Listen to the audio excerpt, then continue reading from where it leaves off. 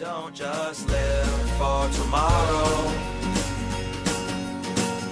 or just live in yesterday. Just be glad for all you have that's in today. And though you've come through many obstacles. Hey everyone, Connie here, and welcome to my blind reaction to One Piece, episode 1010. Or I guess episode, you could call it 1010, because that's just what it appears as. It's a really interesting episode number to write down. So I'm excited, as always, to get to this. I don't know what to expect. I don't know what we're going to get ourselves into with this episode. Just more continued stuff with what's been going on with Carrot and Wanda as Sulong form, continuing to fight against Perospero and Big Mom. We have just the continued shenanigans with Yamato protecting Momonosuke and Shinobu. We have everything going on with the Ice Onis, and just so much more. Nami and Usopp now escaping with Tama, who still shouldn't be there. I'm not going to get over that. There's a lot. There is a lot going on.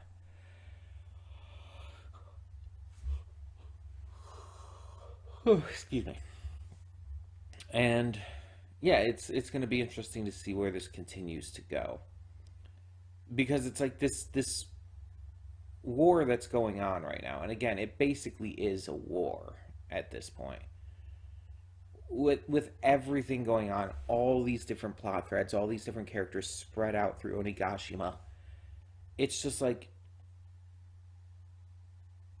not too much is actually happening, but it takes a long time to tell all of it. And that's why Wano has become the longest arc in the series. Like, even beating out Dressrosa. Which is insane to think about, because Dressrosa was exceptionally long. But it's like, there's not much actually happening during this raid. Like, when you think about it, there's only like a handful of actual, like, notable events going on.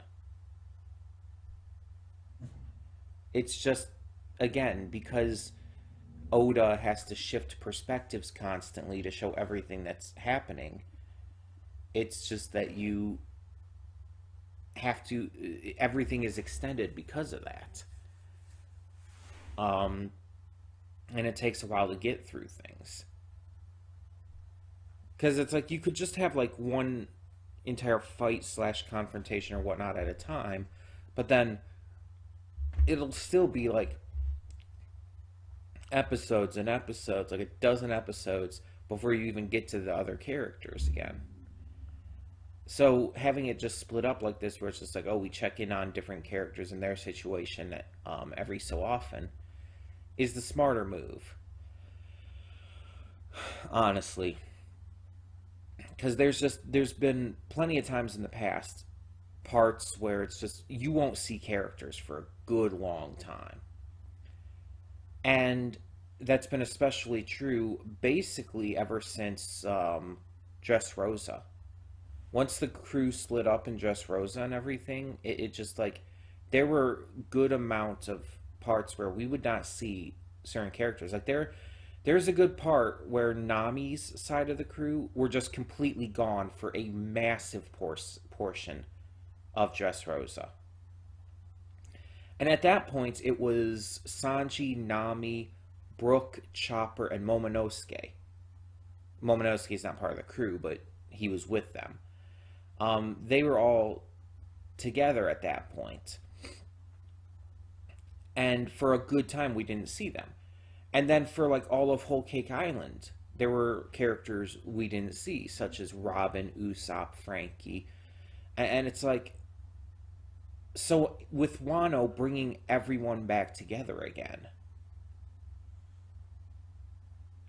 And especially with Jinbei officially fighting with the crew now, I feel like Oda wants to make sure that they don't do that again.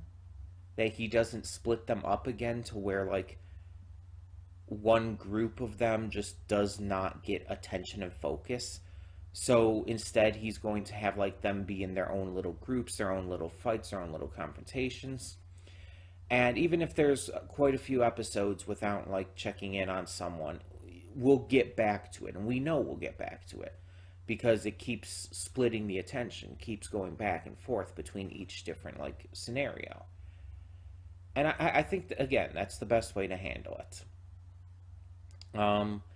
It's just because of how much Oda puts into characters and storytelling and the action and the world building, it's just like, it basically fosters having this many plot threads at a time. It's like, with the way he handles this series, it's basically impossible for a large scale conflict like this to not just go off in every direction.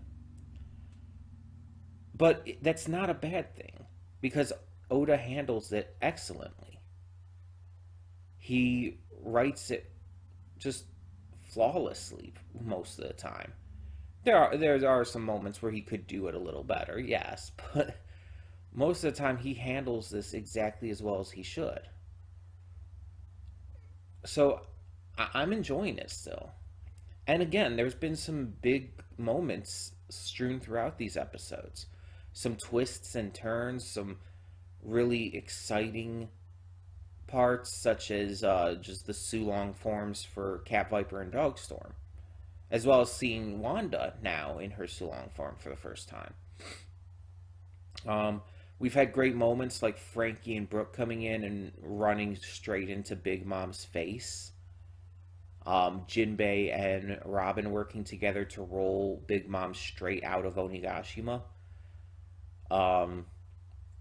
You've had just the confrontation when the Akazaya 9 first get into the building, and just like in black and white with the just amazing animation just run through the halls.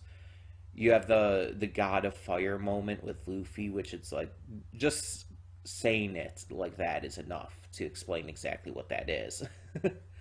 It's just like, there's so many big moments strewn throughout these episodes, that it keeps you invested, even when a lot of the time it can tend to be a little slower with what everything is going on. And that's how you pace out properly this kind of story, I feel. Oda is just handling it well. He's writing it in a very smart way, to where he keeps sprinkling in these big moments that make sense, that don't just come out of nowhere, but they make sense for everything that's going on. Everything is just perfectly set up. And it's wonderful.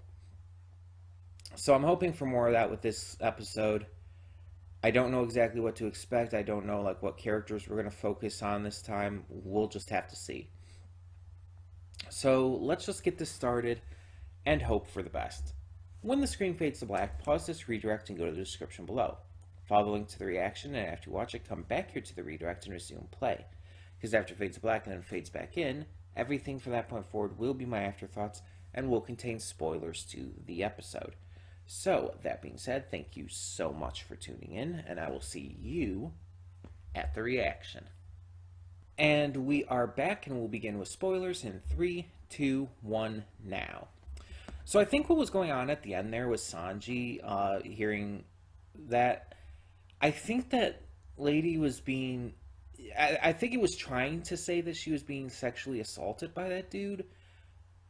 But it was really goofily written. Like, seriously. The way she was, like, saying, like, all of that was, like, super goofy and just felt very off. So I'm wondering if they're trying to lure him away. If they, like, know about his entire thing and are trying to lure him away. Because it didn't sound natural, like, at all. it was really goofy, and it's like even that line, like, "Don't, that's so naughty," or whatever she said. It's like, what? It sounds like they're faking it. But the thing is, Sanji, because of being Sanji, would probably just take it entirely at face value. So I am wondering if this is them luring him away from the other two. Um, Also, I might be wrong, but let me see. Let me go back to that real quick. Let me see if I can see what that woman looks like.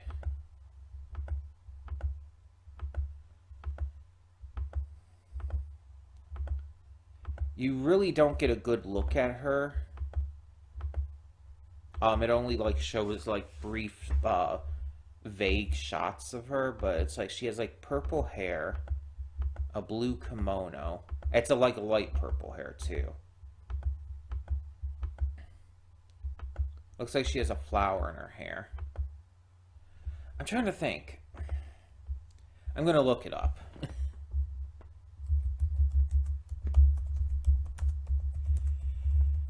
Because, like, I was looking at that, I'm, like, wondering, like, you look really familiar. Like, notably familiar.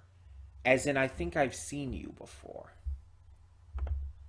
I'm not gonna... I'm just looking up the character's appearance. I'm not looking up any information. Um, yeah, it looks like it might be the same character. There's this character who's shown very briefly earlier on. I think it might have been in Act 1 of Wano. Um, but she was a teacher. She was a school teacher, and she had purple hair. She had a flower in her hair, and she was wearing a blue kimono. And she also was a snake. Like, she had a snake smile or devil fruit or whatever. I think that might be her. Like, oh yeah, you actually get to see her face here for a second. Here, let me mute it so I can look at it, like actually play through it again here. Yeah, because it shows the dude's smile, and then it shows her face. She has like yellow eyes, and looking at this picture here, she has yellow. Oh, that is 100% the same character. Oh, that is 100%. Like the flower's the same. Yeah, because it only shows her face for like a brief second here. Okay. Again, I'm not going to look up any other information because I don't want to be spoiled, but this is 100% a trap. This is 100% a trap. Like this lady was a school teacher in the flower capital who was teaching the students all this propaganda that Orochi and Kaido had been spreading throughout Wano. And it's like now she's one suddenly just here in Onigashima. Why would she be here? Like, from what we saw before, she was just an ordinary school teacher, so why would she have been invited to the party at Onigashima? And also, like, this just seems way too convenient to get Sanji to leave the other two behind, Jinbei and Luffy. This is 100% a trap. She's got to be part of the Beast Pirates, part of the Animal Kingdom Pirates. But anyways, let's talk about the rest of this episode. So there was some heavy shit in this episode. Three big moments specifically, two of which focused on flashbacks. The third one did show a couple flashbacks, but it wasn't really focused on them. So this episode started off with Law. He finds the poneglyph, but it's not the one he's looking for. And we see through flashback that he talked to Robin about this. He told her his true name and everything. And they talked briefly about the Will of D, though Robin admitted she knows nothing about it. Though she does want to learn about it because, you know, it's Robin. She wants to learn about shit. But within that, we also see flashbacks of Corazon. And that's pretty interesting in and of itself. Like, I wonder exactly. Like I assume again, it has to do with law, like looking for the answers and everything, because of what Corazon had told him all those years ago. But it's like it's just interesting, and I'm wondering exactly why we're getting those brought up now, getting those flashbacks and everything brought up now. The second really heavy flashback notable moment in this episode, though, um, was probably not as heavy comparatively. But we had Kinemon continuing to fight with the Akazaya 9 against Kaido, and they're being devastated. Like, Kaido is just completely destroying them at this point. Like, they've gotten some good hits in, but Kaido's just, he's too strong for them. And he's just completely wiping them all out. Kinemon's continuing to try and fight, and we have these flashbacks of Odin and everything, and all of everything that this arc is basically predicated on. The entire foundation of Wano and this war at Onigashima. And it's like, yeah, it's obviously really heavy. It's just the stuff with Corazon is like, and Law. The only reason I say that's heavier is just because it's like, shit, that flashback is one of the most tragic in this series, 100%. Odin's was tragic for sure, and was definitely really heavy and emotional, but it wasn't one of the most tragic flashbacks. Like, when we have the likes of Brooke and Robin as well, it's like, Brooke, Robin, and Law definitely are the top three characters with the most tragic flashback stories in this series. Odin's flashbacks are actually much more exciting and lore heavy. When I had watched those and everything, even with the tragic way it ended, I didn't see them as heavily tragic in nature as Robin's and Brooks and Law's. Those three are just almost entirely tragic in nature, so it's a different kind of situation, though there is still tragedy in that. And the third one, again, wasn't really flashback heavy, though it did show a couple of little flashbacks to Kiku and everything.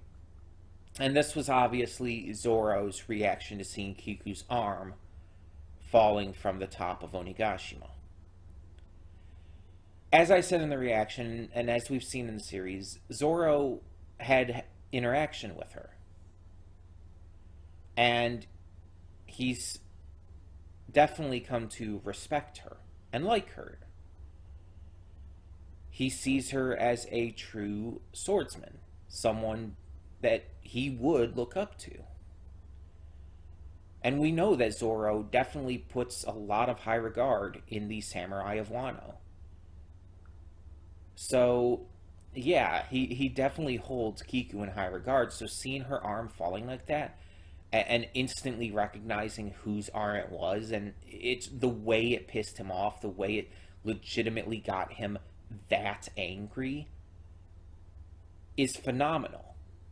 Because one, it's like, yeah, we've seen Zoro angry before, but it's like, it's almost like Luffy. We don't actually see him that angry that often,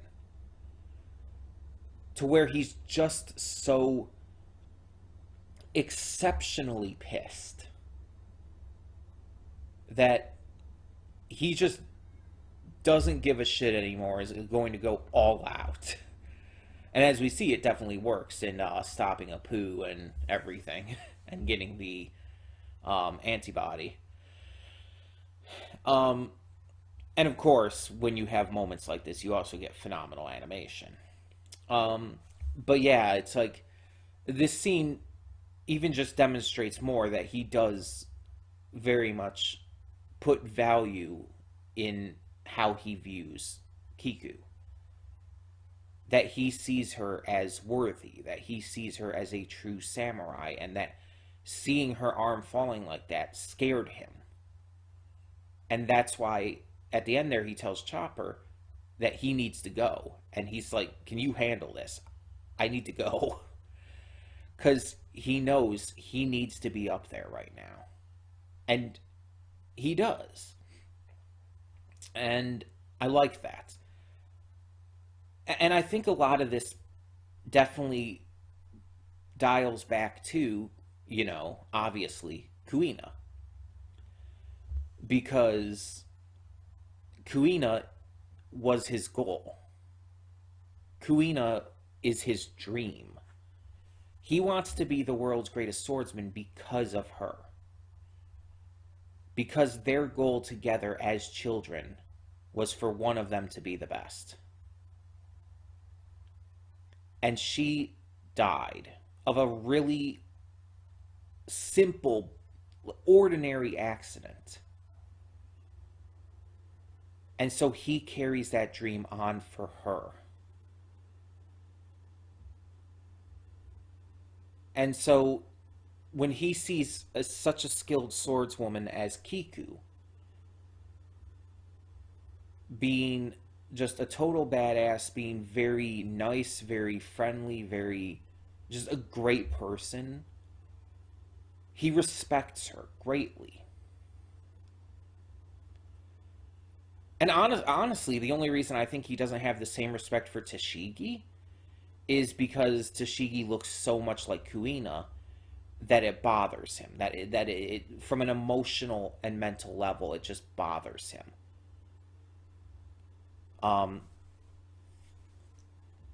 And I think that's fair to note. Because that's another thing that I feel a lot of people just don't talk about regarding Zoro so often. Like, when people talk about Zoro, they talk about, his badassery.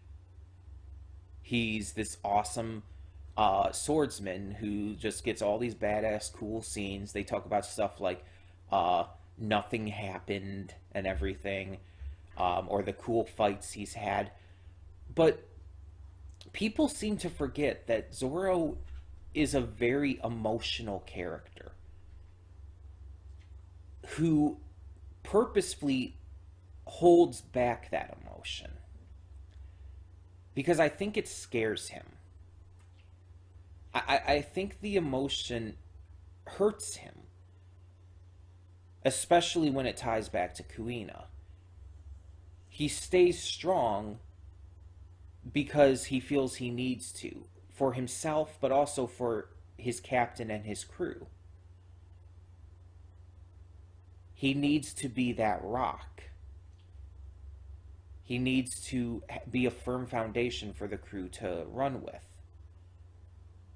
That's like exactly why we had like those moments where, like in Water 7 and everything, where he had to tell everyone, it's like, we can't just accept Usopp back. He has to apologize. If he does, then fine, cool, all's good. But he has to really apologize for what he said and did. And he had to tell everyone that, and they all accepted it in the end. And Zoro had to say that because, again, Zoro is kind of their rock in that way.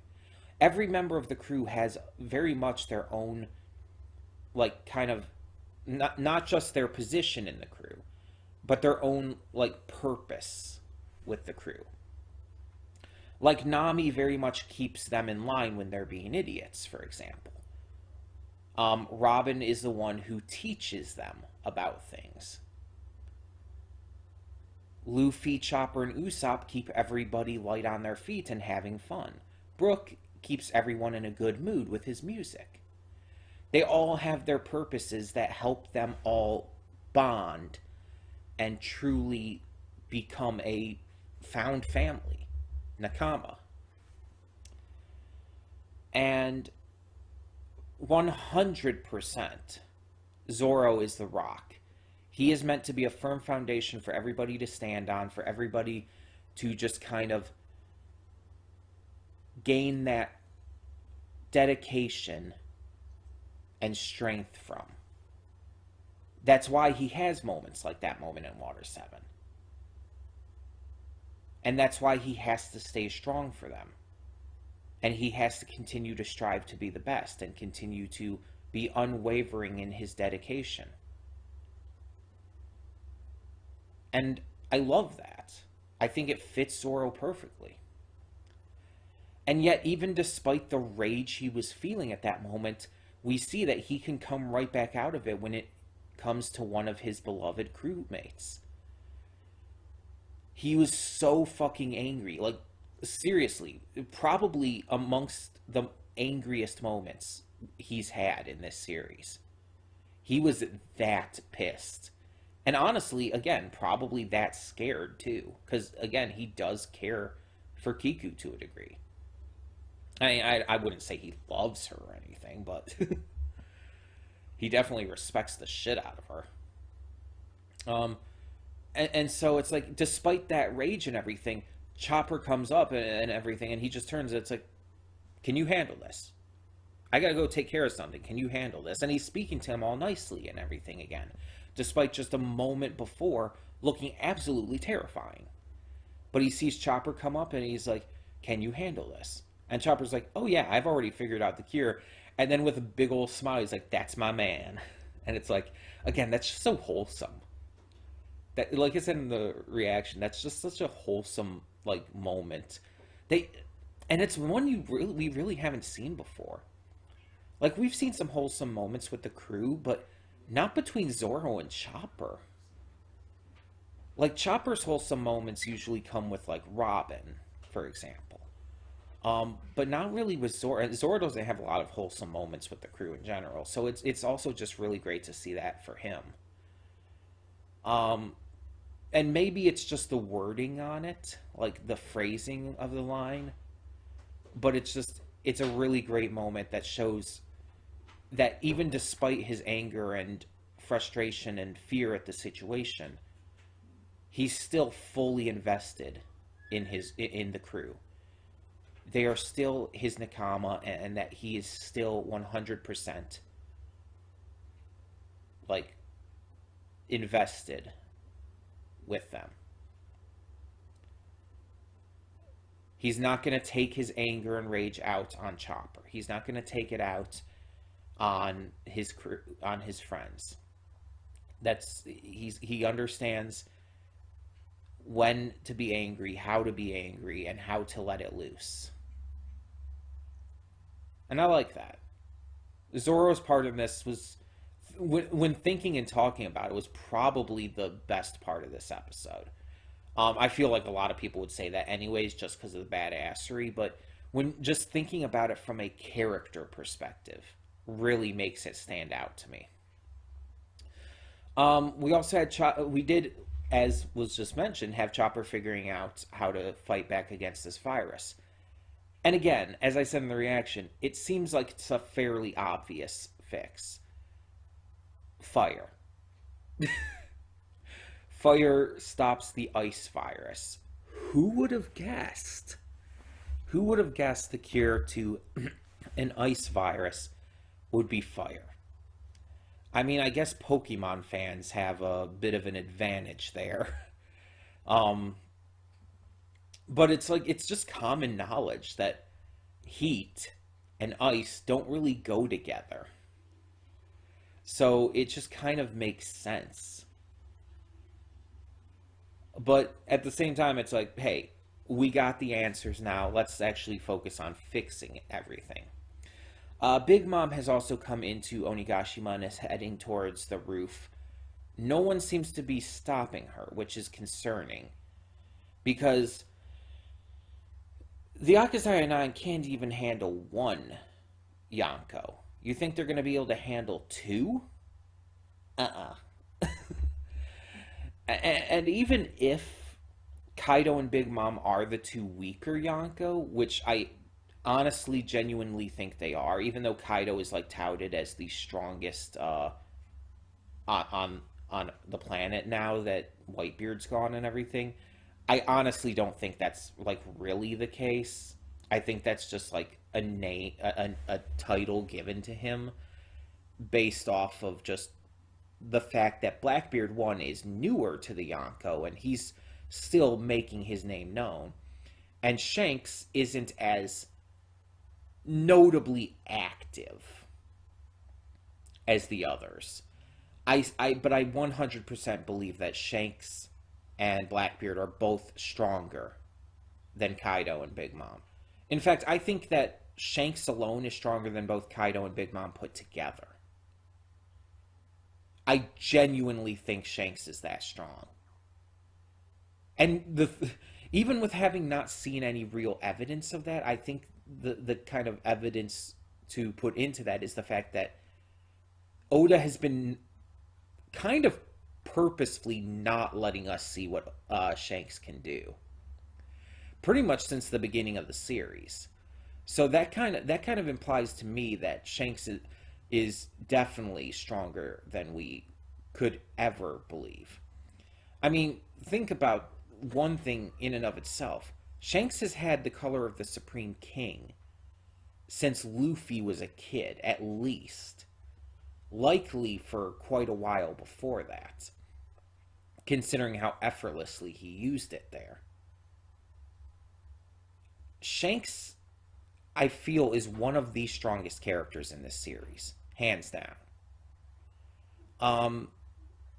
I would put him up there, even above the likes of Sakazuki. But, as we've seen with this series many times, it's not always about just how strong a character is, but the situations and circumstances of the battles and how they use their abilities at any given time. Because characters who are clearly weaker can still win the fights, and have within this series. Luffy beating the likes of Crocodile, for example. Luffy was 100% weaker than Crocodile in that fight. Like, not even a question. Luffy only could beat him because he figured out Crocodile's weakness. And the same really goes for NL. Luffy could only beat NL because he had a natural resistance to his electricity. NL was exceptionally stronger. Like, I would say that NL is at least on the level of a Shishibukai, a warlord. And I'm saying a strong Shishibukai, too, like one of the top ones, like the likes of Jinbei or Doflamingo. I genuinely think that NL is that strong. And again, the only reason Luffy could stop him is because he's resistant to electricity. He basically just lucked the fuck out. If Luffy wasn't rubber, NL would have absolutely killed him. Without question. So it's like, Luffy and other characters in this series have defeated opponents much stronger than them. It just depends on circumstances. It depends on certain situations and whatnot. And we definitely do not know the extent of Shanks' abilities. We just know that he's definitely a Yonko for a reason. And Blackbeard, he has 2 devil fruits. That alone puts him really high on the list of strongest characters in this series. But on top of that, it's 2 of the strongest devil fruits as well. The Yami Yami no Mi and Whitebeard's devil fruit, which I can never remember the name of. You know, I think it's called the Quake fruit, but I can never remember like the actual like Japanese name for it. But it's like, yeah, you have the devil fruit of the former strongest man in the world, who was also an emperor, by the way. And you have the Yami Yami no Mi, which is so utterly broken, it's not funny. And just these 2 powers together is just like insane. Plus Blackbeard's ingenuity, his charisma that has garnered him an amazingly, horrifyingly scary team, crew, fleet, whatever you want to call it. It's like, yeah, Blackbeard is scary strong. And it's like, this is like at that level where it's like Kaido and Big Mom are very, very, very fucking strong, and I have no idea how they're going to be defeated, if they're even going to be defeated here in Wano.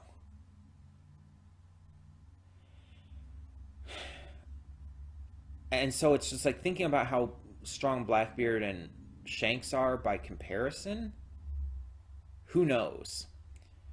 And there's even theories running around that Blackbeard's going to get a third Devil Fruit just because his Jolly Roger has 3 skulls on it.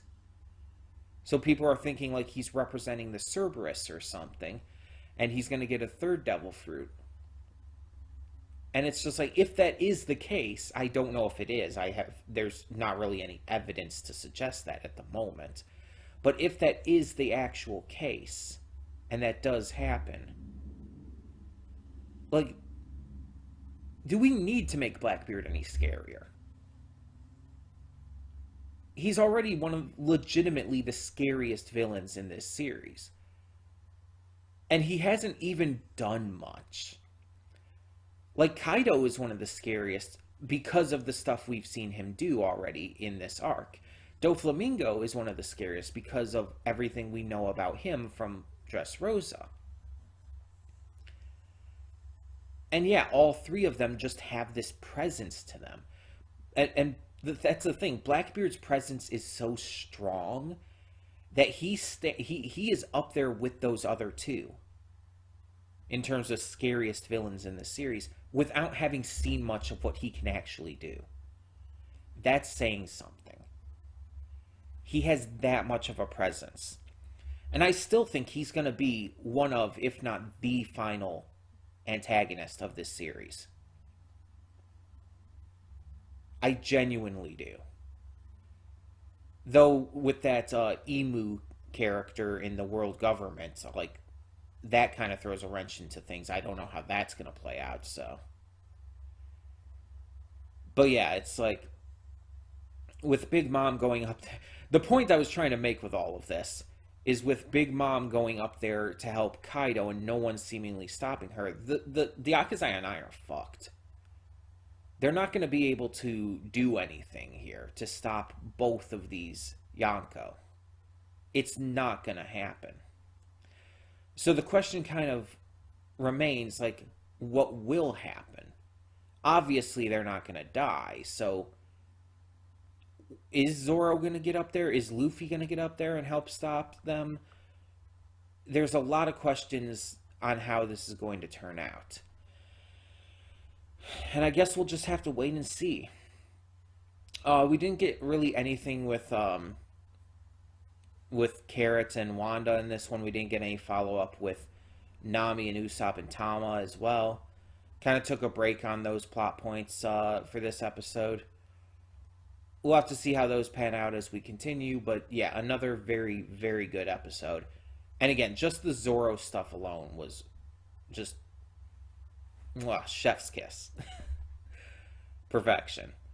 Zoro is one of my favorites of the crew and just in general of the show, so it's like, it's not a surprise I would love that as much as I did. But yeah, it was really good. So tell me in the comments below what you thought of this episode of One Piece. And for now, I'm Connie and I'm signing off. See you all next time.